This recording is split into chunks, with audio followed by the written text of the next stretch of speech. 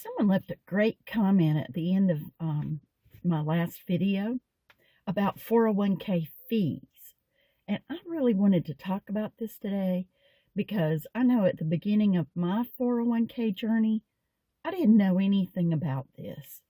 And also, stay tuned for some bonus content at the end. But let's take a look at that comment. At Boomer Hippie USA said, another good strategy is to choose the 401k funds with the lowest fee. Fees can materially impact your balance over the years. Disclaimer here, folks. I am not a financial advisor, as you might be able to tell from my luxury studio here. But I wanted to give you this information. I think most people are, well, maybe not most people, but a lot of people are kind of like I was when they got their job and they were so excited to have a company with a pension plan that felt more secure. And I know I was signing papers right and left. A lot of things, I figured, well, I'll figure this out as I go along. I should have given it my full attention at the time, but hindsight's 20/20, right?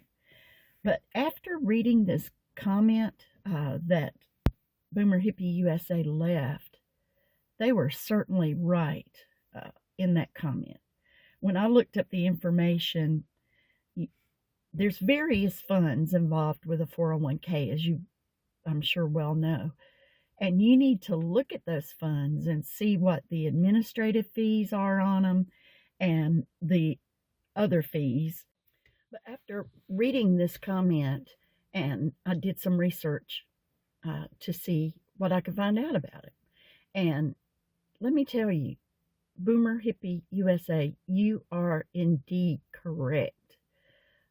Everybody needs to look at the various funds that are involved in their 401k because those fees can range all over the place. And high fees can eat up any gains that you make. Now, it may not sound like much to say that the admin fees and the expense ratio adds up together to be 1%. But I'm going to show you my research here as I talk so you can see it yourself. Well, let me set up the scenario first.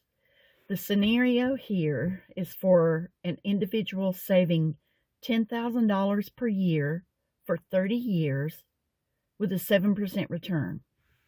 So a 1% fee can reduce this amount, the final balance, by roughly $80,000 to $100,000 plus, compared to a 0.5% fee.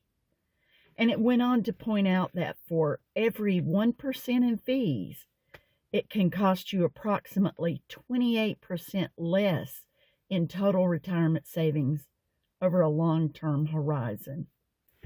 When I read that, I realized I didn't even know how much the fees are on the funds that I had chosen for my 401k.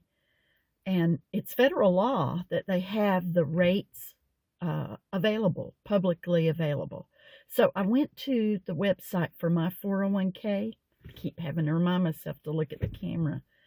And I found mine on the home page, and it was linked under, I think it was plan information is where I found it. And I'm going to try to share what that looked like with you here.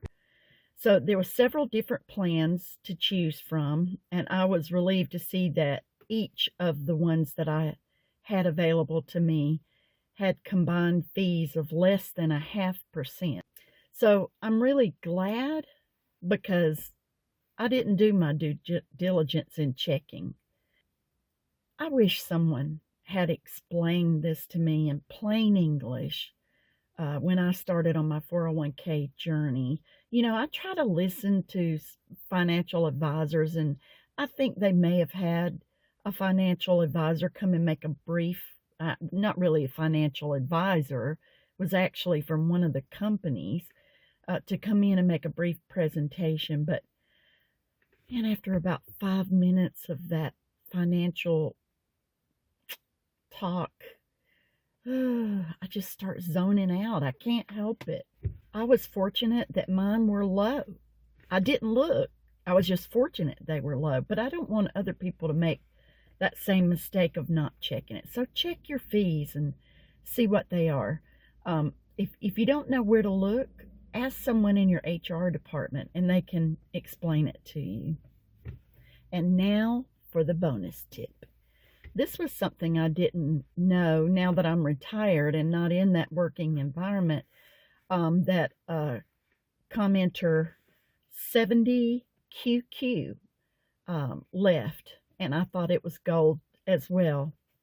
And it had to do with when you're trying to build the amount that's going into your not thrift savings plan, your 401k. Mine was called thrift savings plan. But notice here his comment. It says, most plans now have an option to bump up your contribution rate each year by 1% automatically without ever having to adjust it again after starting. It's a great option because you do not have to remember or talk yourself into it. It just happens because you chose to when you enrolled. It's small bumps up that are not noticed much, but over 15 years, that 5% can go to 20%, slowly as you earn more each year. People will simply always adjust to whatever amount hits their checking account, no matter what's coming out. It's how millionaires are made, slowly and quietly, over 3 to 4 decades. That is such a good comment. It's so true, too. Those small amounts of money that you don't even miss, really, add up to a good retirement, is what they add up to. And so, can I just say, though, how much I appreciate all the comments that were left. It was so engaging. Not only did people engage with me, but they engaged with each other to give suggestions to help. And so that's what community is about. And I told my husband it was just fabulous. I just really liked that so much, to see that. And it's really how a community should work. So please leave your comments if you have any tips or anything below, because you never know when your comments can help others. Here comes my husband.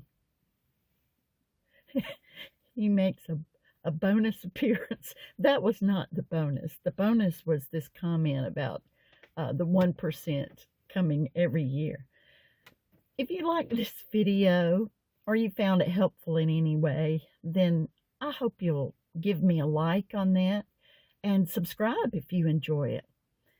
Until the next video then, I'll see you later.